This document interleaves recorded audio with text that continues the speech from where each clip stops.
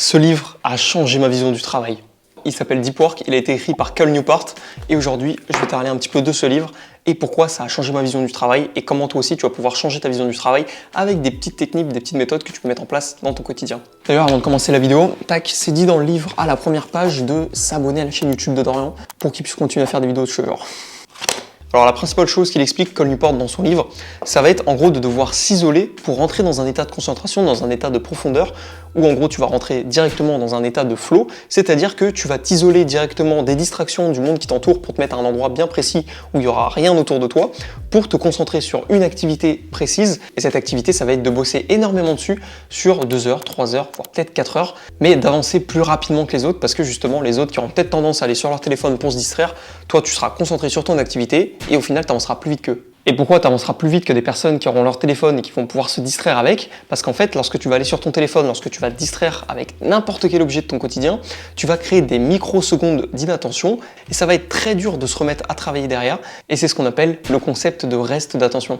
Sauf que si tu es étudiant, que tu es au lycée et que tu es en études sup, ça va être très compliqué de pouvoir s'isoler pour pouvoir travailler parce que tu auras forcément des amis à côté de toi qui vont être sur leur téléphone, qui vont t'envoyer des choses. Tu auras forcément le prof qui va te demander d'aller sur Internet pour chercher des informations sur un sujet précis. Sauf que toi, tu peux pas t'isoler directement. Tu peux pas te mettre dans une pièce tout seul pour pouvoir travailler sur ce que tu veux ou même sur travailler sur la tâche qu'on t'a donnée. Et les distractions, ça va pas être seulement non plus ton téléphone qui est autour de toi, ça va être aussi Internet. Parce qu'avec Internet, tu peux aller rechercher n'importe quoi, tu peux faire ce que tu veux avec et c'est ça le réel problème. Et dans cette situation, en gros, ce qu'on va faire, c'est qu'on va s'affairer pour prouver sa productivité. C'est-à-dire que peu importe avec un employeur, avec ton prof, tu vas décider en gros de faire plein de tâches qui seront superficielles du coup sur le moment, comme par exemple envoyer des mails, faire des recherches sur quelqu'un en particulier sur Internet, discuter avec ton groupe sur WhatsApp parce que finalement tu as un travail à rendre la semaine prochaine.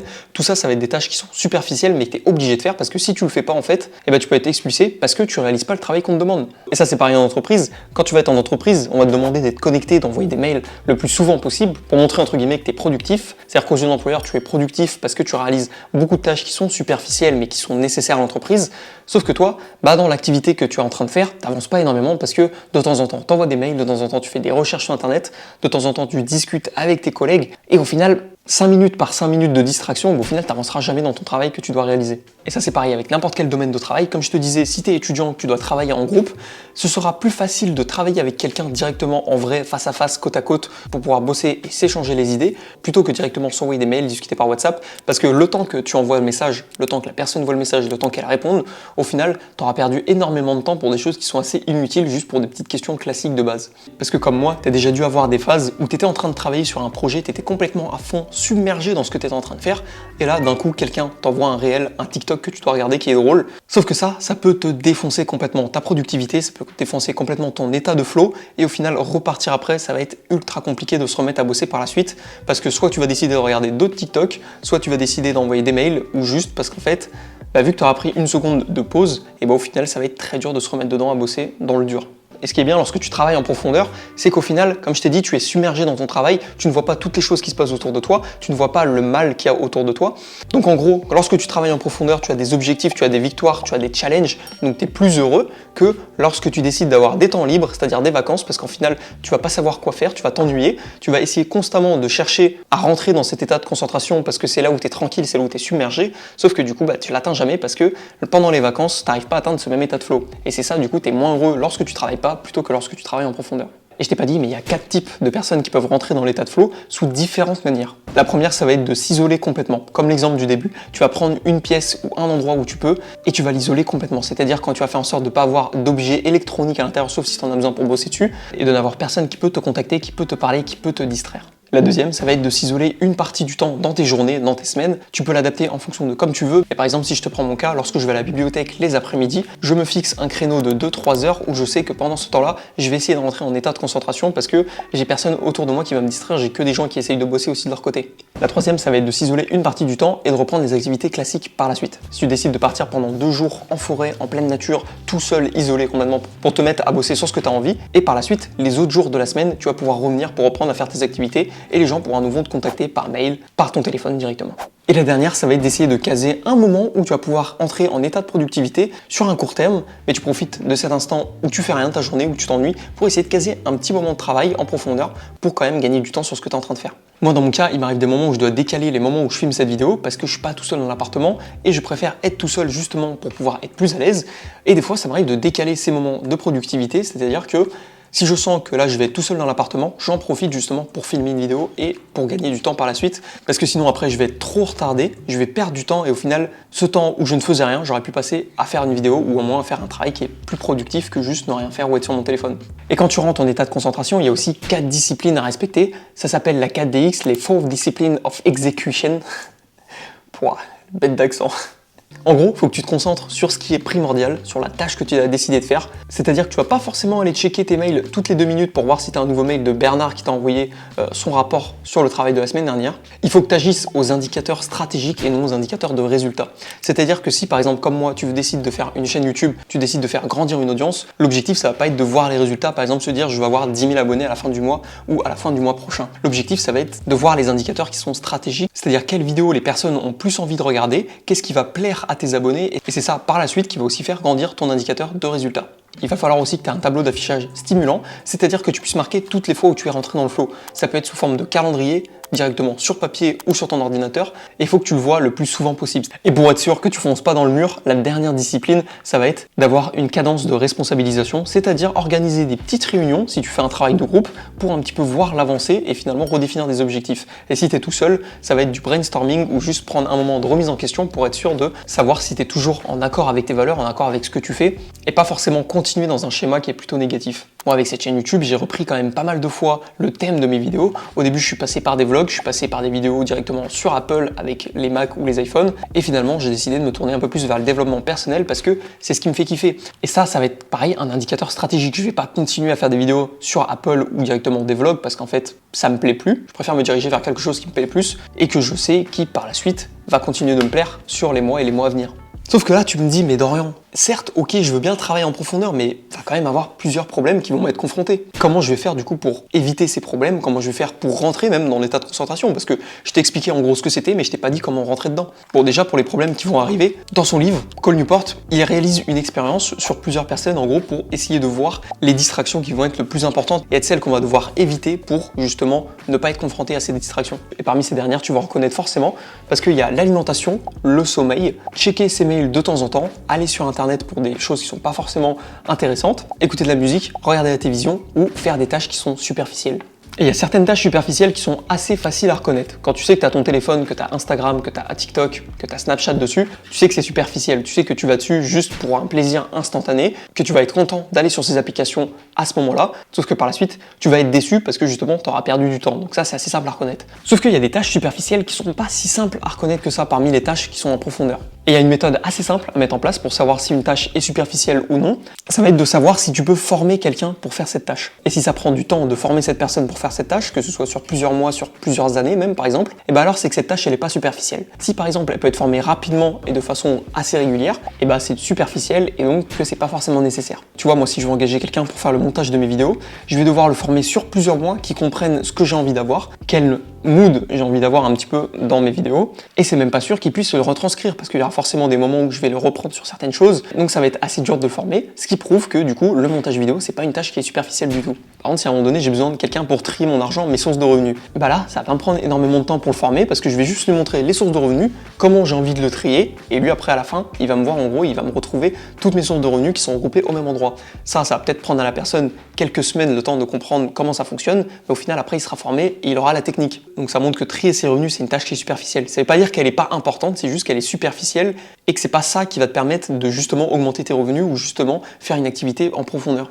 Et tu vois, si je reprends les tâches superficielles que je t'ai dit tout à l'heure avec l'expérience qui ont été faites sur les personnes pour savoir ce qu'elles recherchaient et sur quoi elles luttaient justement pour aller en distraction, ça nous montre que notre quantité de volonté est limitée et justement qu'elle s'épuise avec le temps. Peut-être qu'en regardant cette vidéo, tu vas dire « Ouais, mais moi, je suis motivé, t'inquiète pas, moi je vais bosser comme un dingue. » Sauf qu'entre le moment où tu me dis ça et le moment où tu vas être devant ta feuille en train de travailler, eh ben, tu seras peut-être plus aussi motivé que devant cette vidéo. Et c'est normal, plus tu regardes des vidéos sur YouTube, des vidéos sur TikTok, des films, des séries, ta quantité de volonté, elle va diminuer au fur et à mesure jusqu'à un moment donné où tu n'en auras plus du tout. Tu peux un peu représenter ça comme un muscle qui se fatigue. Lorsque je vais à la salle de sport et que je décide de faire une séance pec triceps, au tout début je peux soulever lourd, mais à la fin de la séance je pourrais pas soulever autant que ce que j'ai soulevé en début de la séance parce que mes muscles ils sont fatigués et qu'ils ont besoin de repos. Bah là c'est la même chose avec ta quantité de volonté. Bon, maintenant que je t'ai expliqué un peu le flow, que je t'ai montré les distractions à éviter, tu dois te demander mais je commence par où pour aller travailler, pour me mettre dans le flow? Et bah la première des choses, ça va être de définir un endroit bien précis où tu vas pouvoir travailler. Le mieux c'est de définir un endroit dans ton environnement où tu sais que tu vas pouvoir travailler, ça va être cet endroit où tu vas travailler et un autre endroit où tu vas pouvoir te poser.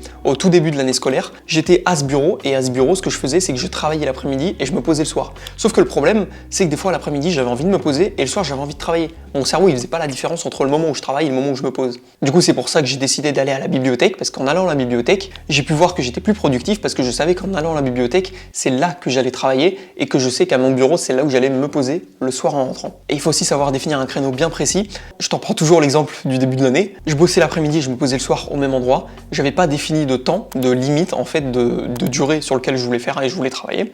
Alors que quand j'ai décidé d'aller à la bibliothèque à 14h et que je rentre à 18h, je sais que je vais avoir 4 heures pour justement bosser. Et qu'en rentrant, mon cerveau il se dise, bah là, t'as fini tes 4 heures, tu peux te poser à partir de maintenant. Et comme ça m'évite aussi de procrastiner et juste tout le temps de repousser le lendemain parce que là, je sais que j'ai 4 heures pour bosser, pas 1 heure de plus, pas 1 minute de plus. Quand je vais rentrer, je me pose et j'ai pas envie d'avoir la sensation de rentrer, de me dire que j'ai pas suffisamment bossé et de me poser et au final ça crée un déséquilibre. Et pour faire ça, le mieux, ça va être de programmer sa journée entière. Ça va être d'avoir des créneaux de 30 minutes tous les jours ou au moins chaque tâche, chaque créneau de 30 minutes est assigné à quelque chose dans ton travail. Et si tu dépasses le temps avec une activité, c'est pas forcément très grave. Ce que tu as à faire, c'est juste à remodeler ton emploi du temps, à le réécrire en final par la suite pour voir un petit peu combien de temps tu passes chaque jour. Et ce qui est bien, c'est qu'à la fin de la journée, observer et analyser un petit peu ton calendrier de la journée pour essayer de refaire le même calendrier sur les prochains jours avec les petites différences que tu as pu apporter. Parce que si tu as mis au tout début que tu bossais 2 heures sur une activité et qu'au final tu bosses 3 heures, et ben tu sais que par la suite tu vas plus avoir tendance à mettre 3 heures pour bien le caler plutôt que 2 heures. Et si même tu prends pas les 3 heures, ça peut être bien de commencer la tâche suivante. Comme ça au moins tu avances dans ta journée et au final ça se trouve tu pourras même avoir fini bien plus tôt que prévu.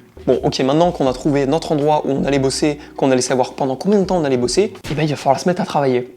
Et pour ça, il y a plusieurs règles à suivre pour être sûr de bien travailler et pas juste gâcher son temps sur les 4 heures comme je t'ai dit. Déjà, interdiction de toute utilisation d'internet, sauf seulement si c'est nécessaire et tu fais exclusivement la tâche que tu as besoin de faire pour aller sur internet. Moi, lorsque je vais à la bibliothèque, il n'y a pas d'internet, je suis obligé de me mettre en 4G. Et quand je sais que j'ai besoin d'internet sur mes séances de flow, ce que je fais c'est que j'active même pas la 4G, comme ça même si je vais sur internet, il y a le réflexe de vous n'êtes pas connecté à Safari et du coup je ferme directement la page, ça m'évite d'aller sur YouTube ou juste des endroits où il y a des distractions. Et c'est bien aussi de se mettre des challenges, c'est-à-dire un petit critère où en gros, tu vas te dire je vais écrire tant de lignes si tu veux écrire un livre pendant 20 minutes. Moi ça m'arrive lorsque je monte ces vidéos YouTube, je me dis qu'avant 1 heure précise, je dois avoir fini en moins de dérocher la vidéo. Et comme ça je pourrais passer à ajouter les plans, les marqueurs, tout ça. Et même en faisant ça, ça se trouve, tu vas pas être autant productif que ce que tu aurais aimé être. Et pour ça, c'est normal, c'est parce qu'il y a une raison bien particulière, c'est qu'il faut favoriser l'attention plutôt que la mémorisation. Lorsque j'étais en 2e année de BTS, je l'ai bien compris par rapport à la première année. La première année, j'écoutais pas énormément en cours, j'avais pas d'attention par rapport à ce que le prof disait. Et ce que je faisais, c'est que je rentrais chez moi et je passais des heures à essayer de mémoriser en fait des cours que je comprenais pas forcément,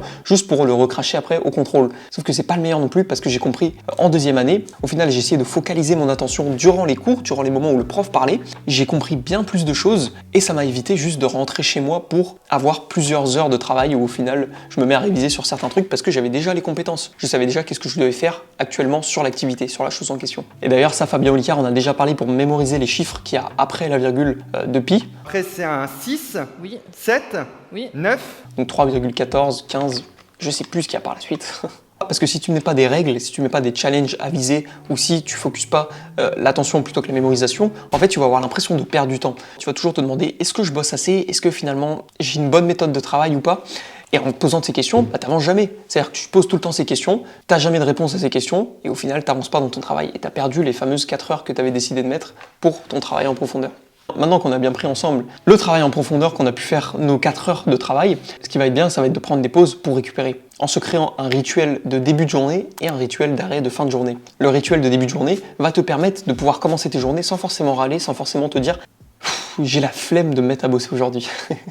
Du coup, au moins, tu fais quelque chose qui te plaît dès le début. Ça peut être prendre une tasse de café, aller sortir dehors, juste faire une marche en plein air, ou encore faire une séance de sport directement pour se mettre dans le bain de la journée. Et concernant le rituel d'arrêt, c'est ce qui va te permettre de ne plus être concentré sur ta journée, de finalement déconnecter ton cerveau, faire des choses à l'extérieur pour pouvoir mieux repartir par la suite et pouvoir mieux bosser le lendemain. Et ça passe par des choses assez simples, comme par exemple vérifier ses mails une dernière fois pour être sûr que lorsque tu vas quitter l'application, et ben au moins tu décides de ne plus bosser et tu pourras répondre à un mail rapidement sur les 5 dernières minutes qui te restent. Trier ses tâches du lendemain, parce que le pire, c'est de ne commencer une journée sans savoir exactement qu'est-ce que tu allais faire durant cette journée. Et bien sûr, tout ce qui te passe par la tête, ça va être de le poser directement sur une feuille ou sur un papier. Il m'arrive d'avoir une idée de vidéo, une idée de concept que j'ai envie de faire.